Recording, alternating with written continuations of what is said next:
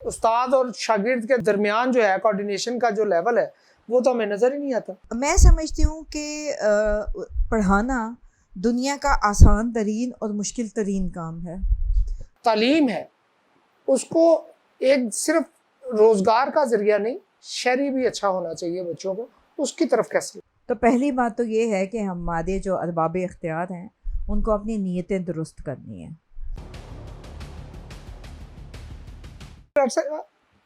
آج کا جو اسٹوڈنٹ ہے وہ کمپیوٹر ایج کا ہے، ٹھیک ہے، اور ہمارے جو ہمیں دیکھتے ہیں اپنے اساتذہ کی طرف تو وہ تھوڑا سا روایتی طریقہ ہے، ظاہر ہے وہ اسی طریقے سے جڑے ہوئے ہیں، اور لازمی بات ہے وہ فرق جو پیدا ہو رہا ہے اس کو کیسے دور کیا جا سکتا ہے؟ کیا اساتذہ ہمارے تو وہ موبائل تو چلانا بڑی مشکل سے سیکھتے ہیں، کمپیوٹر کے قریب نہیں جاتے، تو وہ بچوں کو تو ظاہر ہے پیچھے نہیں کھینچا جا سکتا. اساتذہ کے لیے آپ کیا سمجھتی ہیں کہ ان کو کیسے ہم کریں کہ وہ کم از کم وہ گیپ تو جو ایک استاد اور شاگرد کے درمیان جو ہے کوارڈینیشن کا جو لیول ہے وہ تو ہمیں نظر ہی نہیں آتا. اب آپ یہ عالم دیکھیے کہ یہ آپ نے دوسری ڈائمنشن چھڑی ہے اور وہ ہے ہمارے اساتذہ.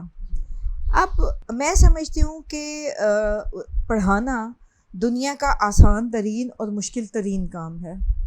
آسان ترین اس طرح سے کہ جو آپ کے سامنے آڈینس بیٹھی ہے اس کو نہیں پتہ، آپ نے بتانا ہے، آپ جتنا بتا دیں گے اس نے اس کے مطابق لینا ہے. مشکل ترین اس طرح سے کہ آپ نے ان کو ہاتھ پکڑ کے اٹھانا ہے اور ساتھ لے کے چلنا ہے. اب یہاں پر یہ گیپ جو ہے استاد اور شاگرد کا، یہ اتنا زیادہ بڑھتا چلا جا رہا ہے کہ ہمیں اساتذہ کو اب ایک ایکڈیمک جو ایک قدیم طریقہ کار تھا اس سے نکل کے بات کرنی ہے. اب پھر میں وہی بات کہتی ہوں کہ جب میں ایم فلز اور پی ایچ ڈیز کو پڑھا رہی ہوتی ہوں، جن ٹاپکس پہ ہم بات کر رہے ہوتے ہیں، مجھے پتہ ہوتا ہے کہ میری کلاس میں میرا اسٹوڈنٹ جو سامنے بیٹھا ہوا ہے، میں نے رینیساں پہ بات کی ہے تو اس نے گوگل کر کے رینیساں کی ساری انفارمیشن جو ہے جو میں بول رہی ہوں گی ہو سکتا ہے اس سے بہتر اس کے ہاتھ میں موجود ہو. چنانچہ مجھے اس سے ایک قدم آگے جانا ہوتا ہے، اور وہ اس طرح آگے جاتی ہوں کہ میں رینیساں کتابی طریقے سے نہیں بات کرتی، میں اس کا انالیٹیکل پرسپیکٹیو دیتی ہوں جو کہ میرا پرسپیکٹیو ہے، جو دنیا کی کسی کتاب میں موجود نہیں ہے. یہی چیز باقی سلیبس اور باقی سبجیکٹس کے ساتھ بھی ہے، لیکن اس میں جو میرا اپنی زندگی کا ایک کی فیکٹر رہتا ہے وہ ہے کہ بنیادی طور پہ I am a computer literate person. چنانچہ میرے لیے بڑا آسان ہوتا ہے پریزنٹیشنز بنانا، کام کرنا. اور آپ یقین کیجئے کہ میں آج تک، مجھے 25-26 سال ہو گئے پڑھاتے ہوئے، مجھے نہیں یاد پڑتا کہ میں نے کوئی لیکچر دیا ہو اور میں نے رات کو ساری رات بیٹھ کے اس پہ کام نہ کیا ہو. اچھا ہوتا کیا ہے، اب میں کام کس پہ کرتی ہوں؟ لیپ ٹاپ پہ میں کھولتی ہوں، اور بہت مرتبہ میں اپنی انفارمیشن کو خود ہی چینج کر رہی ہوتی ہوں. کیوں؟ کیونکہ جب میں انٹرنیٹ پہ بیٹھ جائیے چلیے تو جو انفارمیشن میں نے پچھلے سال پڑھائی تھی، جب میں دیکھتی ہوں اس میں 10 چیزیں نہیں آ چکی ہوتی ہیں. اچھا وہ مجھے اتنی مطلب انٹرسٹنگ لگتی ہیں، میں اس کو اس میں. تو ہمارے جتنے اساتذہ ہیں میجورٹی آج بھی وہ 1952 کے ان کے پیلے رنگ کے نوٹس ہیں جس کو پکڑ کے وہ کلاس میں لے جاتے ہیں اور اس کے بعد جو ہے وہ اس کو پڑھانا شروع کر دیتے ہیں.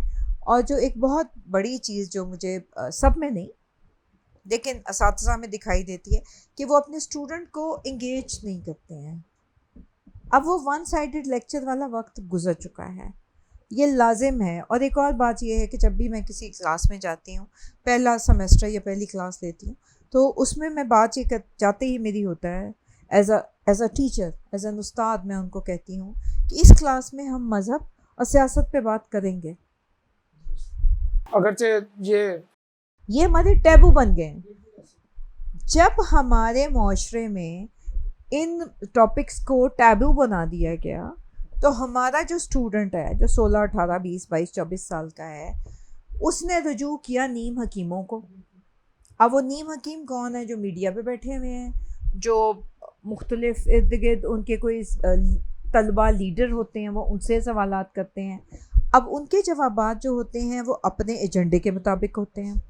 اب یاد کیجئے ہمارے پرانے جو اساتذہ کرام جو ہیں، مجھے یاد پڑتا ہے ڈاکٹر وحید قریشی، ڈاکٹر نذیر احمد، صوفی تبسم، مرزا ادیب، خواجہ ذکریہ، یہ لوگ جب بات کرتے تھے تو وہ سب چیزوں کو ساتھ لے کے چلتے تھے، کیونکہ وہ وقت یہ جو تعلیم ایک طرف ہے لیکن دوسری طرف وہ تربیت بھی ہے۔ اچھا، پھر میرا ایک اور اس معاملے میں ہوتا ہے کہ اب وہ وقت ہے کہ ہم اپنے خیالات ٹھوس نہیں سکتے، کیونکہ میرے سامنے جو میرا اسٹوڈنٹ بیٹھا ہوا ہے وہ شاید میرے سے بھی بعض حالات میں زیادہ انلائٹنڈ ہے۔ اس کو میں نے ایک راستہ دکھانا ہے اور فیصلہ اس کا ہے۔ میں اس کو نہیں کہہ سکتی کہ کمیونزم صحیح ہے یا سوشلزم صحیح ہے یا رائٹسٹ صحیح ہیں یا لیفٹسٹ صحیح ہیں۔ مجھے فیکٹس اینڈ فگرز دینے ہیں اور اس کے بعد پل آؤٹ کر جانا ہے۔ یہ تو بات ہے سوشل سائنسز کی۔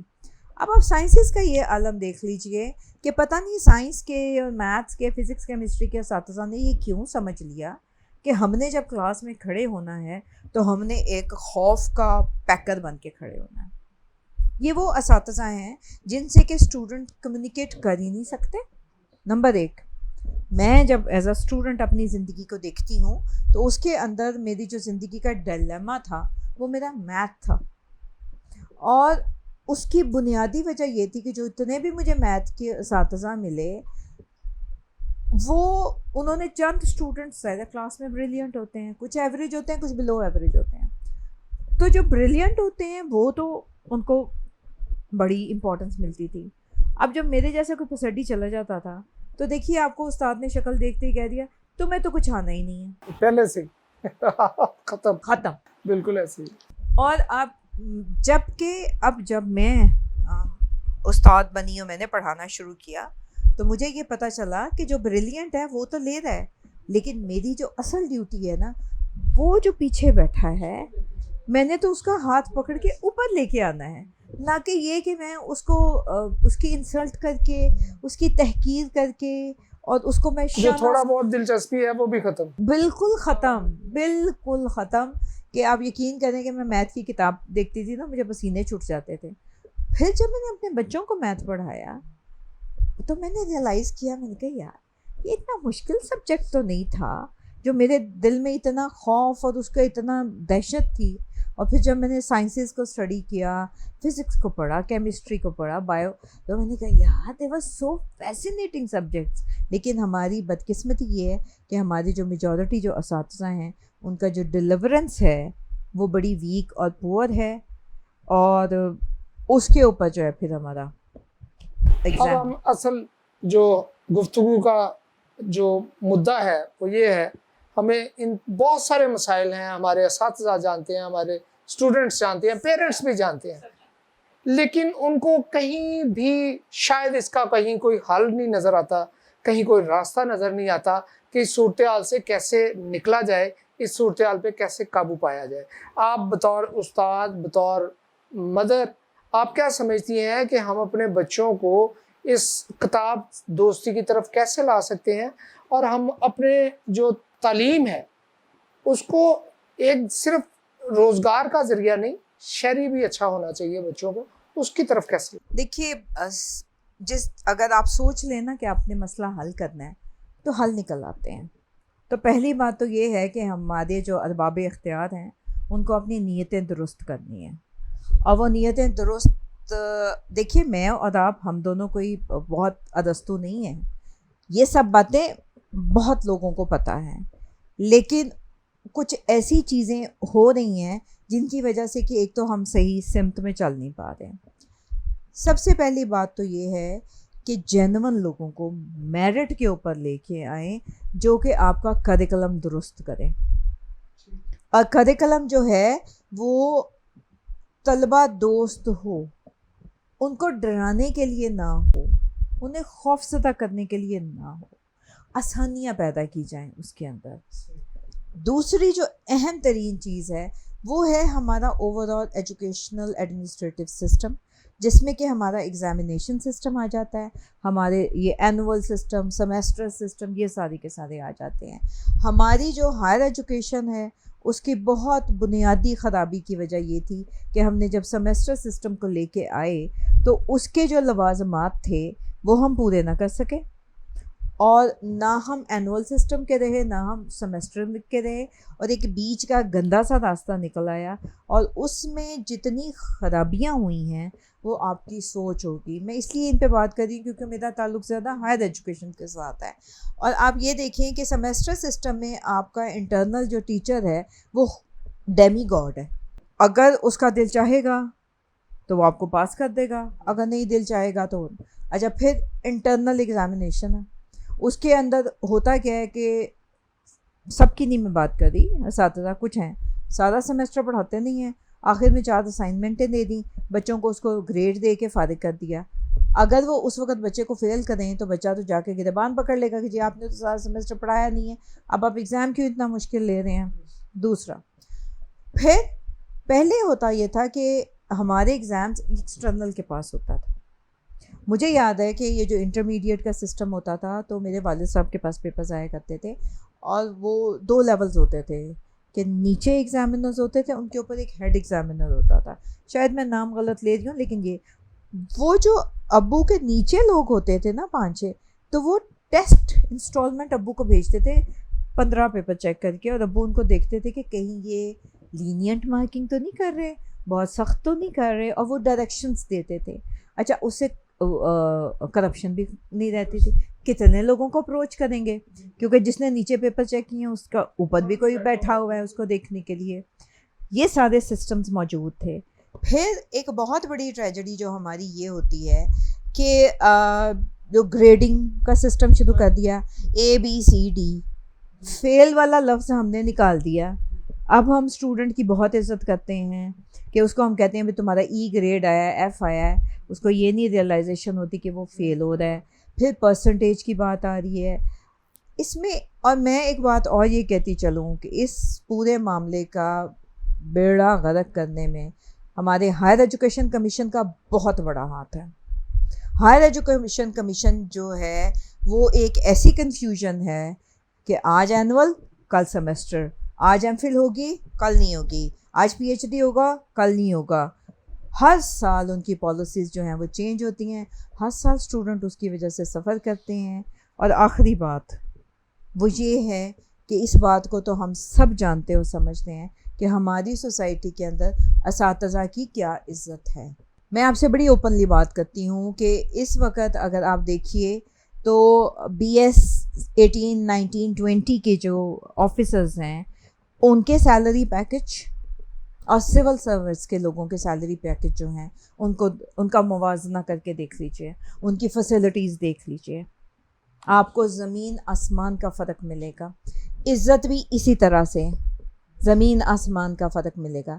اس میں مجھے اکثر یہ، کیونکہ میں نے دونوں ہی جگہ کام کیا، میں ایڈمنسٹریشن میں بھی ہوں، بڑی ایک آرگیومنٹ دیا جاتا ہے کہ جی ان کو گرمیوں کی چھٹیاں ہوتی ہیں، یقیناً ہوتی ہیں، لیکن کیا ان لوگوں نے کبھی غور کیا ہے کہ اساتذہ جو گھر لا کے 500 بچے کا پیپر چیک کرتے ہیں، ان کے ریزلٹس بناتے ہیں، ان کے لیے پیپرز تیار کرتے ہیں، یہ سب سسٹم ہے تو یہ چل رہا ہے۔ اس کے علاوہ میں نے جب ہائی فائی میٹنگز اٹینڈ کی ہیں اس میں ہمارے اساتذہ بے تعلیمی نظام پہ اتنا کرٹیسزم کیا جاتا ہے، لیکن میں اکثر جو ٹیبل پہ میرے اعلیٰ افسران بیٹھے ہوتے ہیں میں ان کو ایک بات کہتی ہوں، پوچھتے ہیں کہ آپ میں سے کتنے لوگ ہیں جو باہر سے ڈگری لے کے آئے ہیں؟ 1 2، باقی جتنے لوگ ٹیبل پہ بیٹھے ہوتے ہیں ان سب نے یہیں کی ڈگریز لی ہوتی ہیں، انہی اساتذہ سے پڑھا ہوتا ہے، اسی سسٹم میں سے نکلے ہوتے ہیں، کہیں نہ کہیں کچھ نہ کچھ اچھائی تو موجود ہے۔ تو جو ہمارے ہائی اپ بیٹھ کے یک قلم مسترد کر دیتے ہیں اساتذہ کو بھی، ان کے پڑھانے کے سٹائل کو بھی، اور ان کی تو کوئی ویلیو نہیں ہے، ان کی کوئی زندگی نہیں ہے۔ اگر آپ کو کبھی موقع ملے تو ہائر ایجوکیشن ڈپارٹمنٹس میں جا کے دیکھیے گا کہ کس طرح پرنسپلز اور وائس پرنسپل جو ہیں وہ سیکشن آفیسرز کے آگے، اسٹینوگرافرز کے آگے بیچارے ہاتھ باندھ کے کھڑے ہوتے ہیں، کیونکہ ان کو پتہ ہے کہ اگر میں نے اس کو ناراض کیا تو یہ میرا پکڑ کے وہ کہیں پیکھے وال اور کہیں ڈپال پور اور وہاں پوسٹنگ کر دے گا۔ اچھا، اس پہ بھی سوال آ جاتا ہے کہ جی آپ کو تو سرو کرنا ہے، جائیے، ہم بھی تو جاتے ہیں نا۔ جب سول سرونٹ جاتا ہے کسی ایریا میں تو اس کے لیے گھر، اس کے بچوں کے لیے اسکول، اس کے لیے گاڑی تیار ہے۔ جب یہاں کا بڑے شہر سے نکل کے چھوٹے شہر میں جاتا ہے تو پہلے تو اس کی تنخواہ غریب کی پہلے مزید کم ہو جاتی ہے، اور الاؤنسز اس کے کٹنے شروع ہو جاتے ہیں. اور میں آپ کو ایک مطلب اتنی ٹریجڈی ہے یہاں پر کہ میں جب بھی اگلے گریڈ میں گئی ہوں میری تنخواہ کم ہوئی ہے. اور رولز اینڈ ریگولیشنز آپ کے اس طرح سے ہیں. میں 18ویں سے 19ویں میں گئی, مجھے ایک پی ایچ ڈی الاؤنس ملتا تھا 10,000 روپے کا. کوئی وقت ہے 10,000 کی, ہمارا وہ کاٹ دیا گیا. اس کے اوپر میں نے پھر رٹ کی ایک گروپ کے ساتھ مل کے کہ بھئی کیا ظلم ہے. اچھا 19ویں سے اب 20ویں میں آئی ہوں تو ایک الاؤنس ملتا ہے, وہ 19ویں تک ملتا ہے جی, 20ویں کو نہیں ملے گا, وہ الاؤنس کٹ گیا ہے. اور میں اب آج کل اس کی رٹ کی تیاری میں ہوں.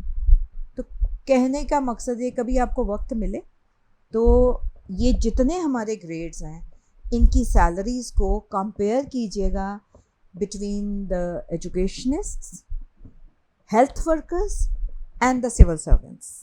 میں یہ نہیں کہتی کہ سول سرونٹ کو نہ دیں, لیکن میری ایک درخواست ہے کہ ان سے زیادہ نہیں دے سکتے تو ان سے اتنا کم نہ دیجیے گا کہ سول سرونٹ جو ہے وہ تو 1/4 جو تنخواہ مل رہی ہے اسی گریڈ کا جو استاد ہے یا ڈاکٹر ہے اس کو اس سے 1/4 تنخواہ مل رہی ہوتی ہے. تو اب آپ مجھے یہ بتا دیجیے گا کہ کہاں کی تعلیم اور کہاں کا اسٹینڈرڈ اور کہاں کی کمپیوٹر لٹریسی. لیکن اس کے باوجود میں بات اس پیدائش میں ختم کروں گی کہ ہمارے بہت سارے اساتذہ ہیں جو بڑی محنت کرتے ہیں, بڑی جان مارتے ہیں, اور اسی وجہ سے آپ دیکھیں کہ جیسا بھی ہے برا ہے بھلا ہے سسٹم چل رہا ہے.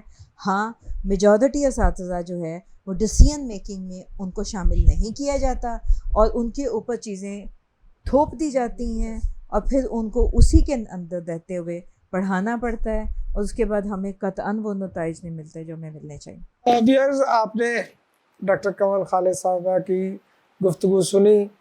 یقیناً بہت ساری اس میں صورتحال پریشان کن اس حوالے سے ہے کہ سوسائٹی میں جب اساتذہ کی عزت نہیں ہوگی تو سوسائٹی کسی بھی صورت میں ڈیلیور نہیں کر سکتی.